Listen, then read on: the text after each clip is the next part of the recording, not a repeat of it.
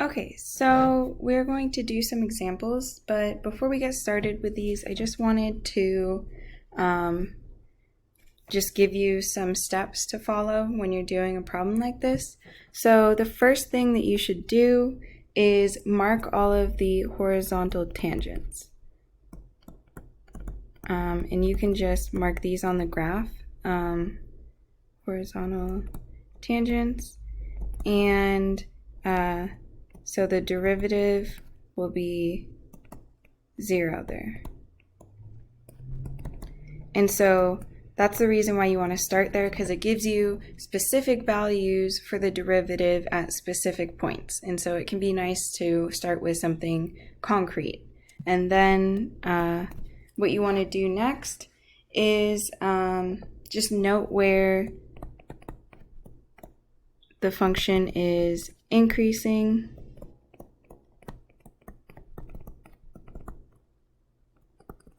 So that would mean that f prime is greater than 0, or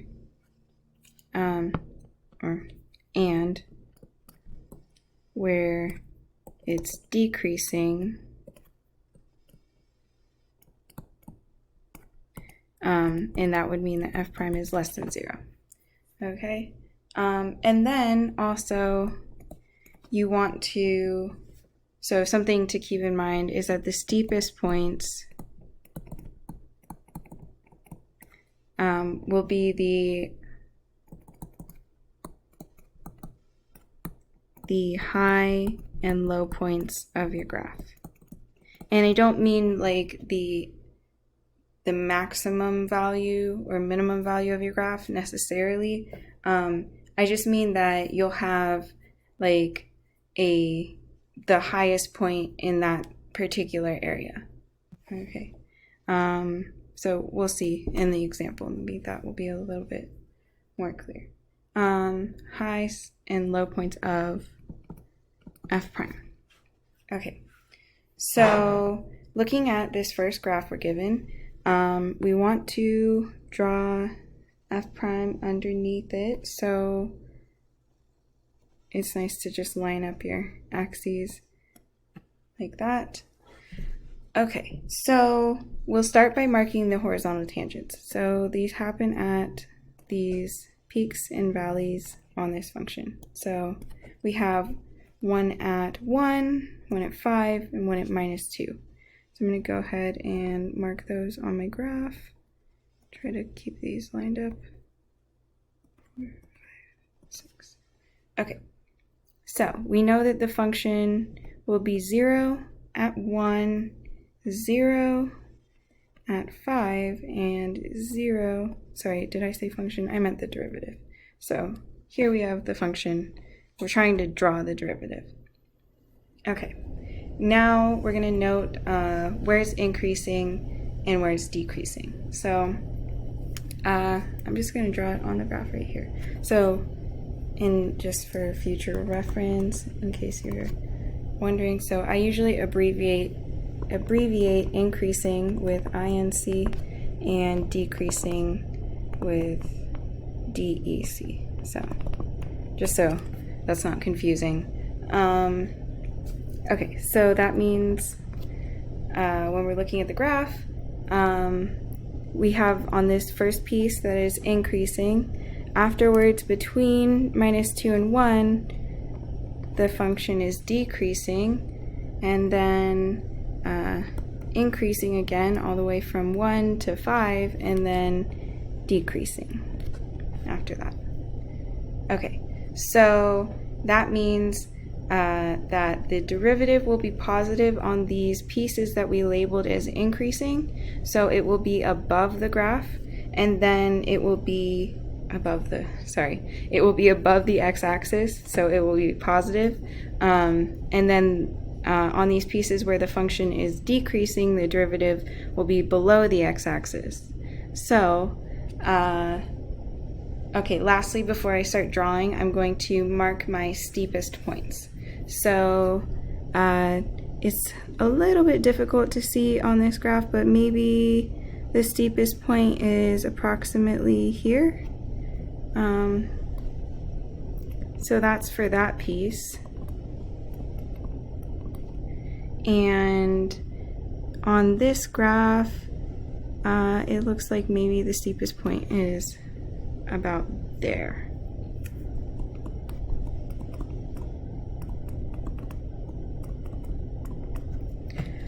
Okay, so remember that we said that the steeper the graph, the higher the magnitude of f prime. So when I say magnitude, that's the size where we're ignoring the sign, so whether it's positive or negative.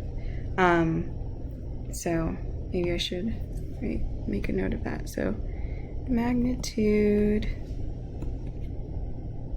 is basically absolute value of, so magnitude of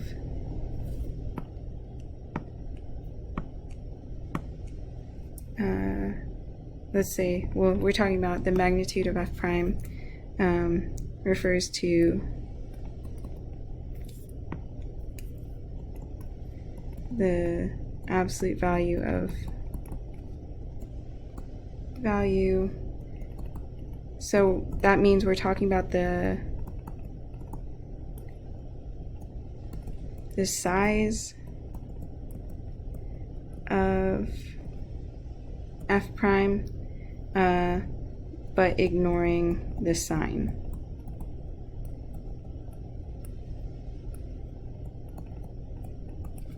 Okay, so that's what that means. Okay, so that means I'm gonna start like right in here.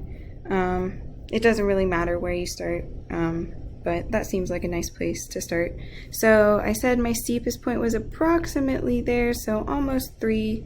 So I'm going to just pick a height. I know that that's going to be the tallest point of my graph of f prime in this interval, because at all the other points the slope is not as steep, right? So here we're going to get the highest value of f prime, and then for all the other places we're going to get something that's smaller.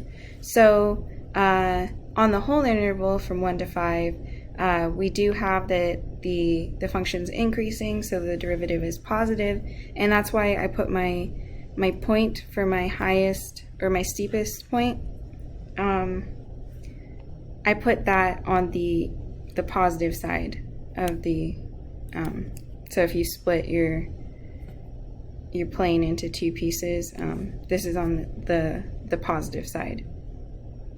Okay, so what happens is it's basically going to look like just a lump like that. We don't have to be too accurate when we're drawing these. It's really just important that you get the sign correct. So you have your function is drawn with, we know that it has to be positive. So on this interval, we draw it above the x-axis, and on an interval where it's decreasing, we draw it below the x-axis. But you don't have to get the exact values correct, right? So, okay, now, okay, let's do this little piece right here. So the function's decreasing, and it looks like it just keeps decreasing faster and faster, so I'm just going to draw it like that, right? And then on the other side, okay, so we have from -2 to 1 on that piece, the function is decreasing, so we're going to be below the x-axis, and the steepest point is approximately -0.5, and so I'm going to draw it like, yeah, that's good enough. Okay, so it gets steeper and then less steep like that. And then on this last piece, so the function's increasing there, and we can just draw it so it looks like it will just keep getting steeper if we were to go out this way. So that means that the function will, the derivative will be growing like that.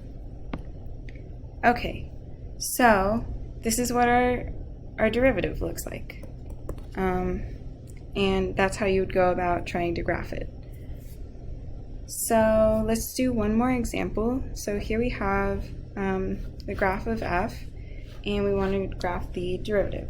So we're going to start by marking off all our horizontal tangents. Great. And then noticing that, so the function is, function is increasing there, and then decreasing, and then it has a horizontal tangent but then keeps decreasing, and then finally on this last piece is increasing.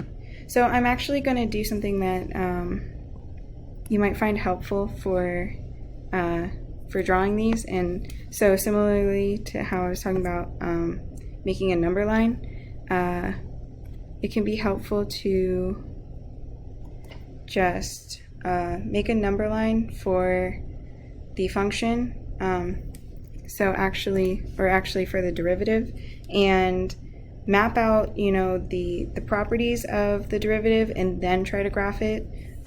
So sometimes turning it into two steps can make it a little bit easier.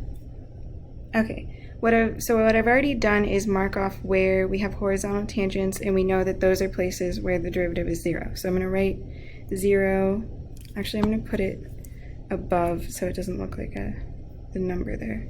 Okay. So when I write 0 above this dash, it means that the derivative is going to take on the value 0 at that point. So at each of those points, we get 0. Then on the pieces, I've already written here whether the function is increasing or decreasing. And so, for instance, here where it's increasing, that corresponds to the derivative being positive. So I'm going to put positive or plus signs on that interval.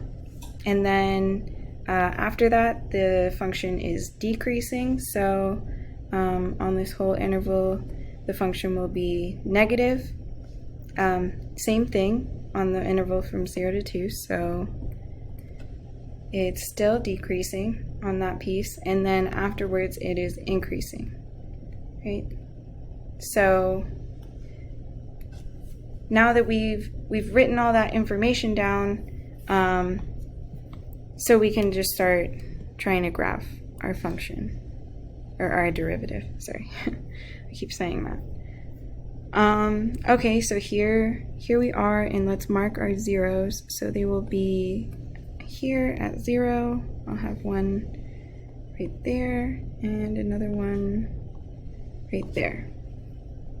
Okay, now we know that we'll have that the function is increasing on this piece, so that means that on this leftmost piece, the derivative will be above the graphs, or above the x-axis, sorry. So it will look something like that.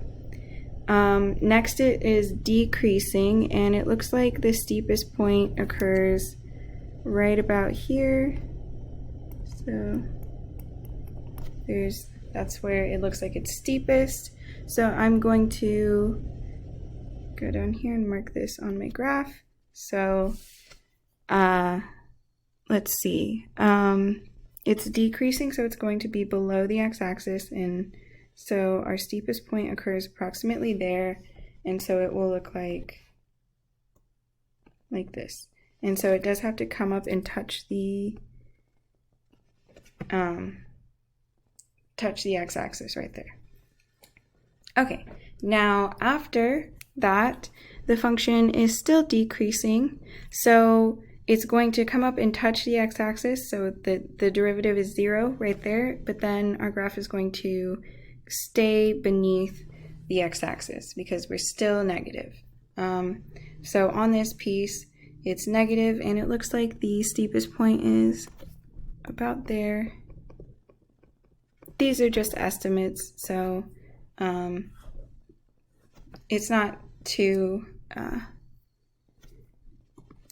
it's not meant to be too exact, so don't worry about being too exact.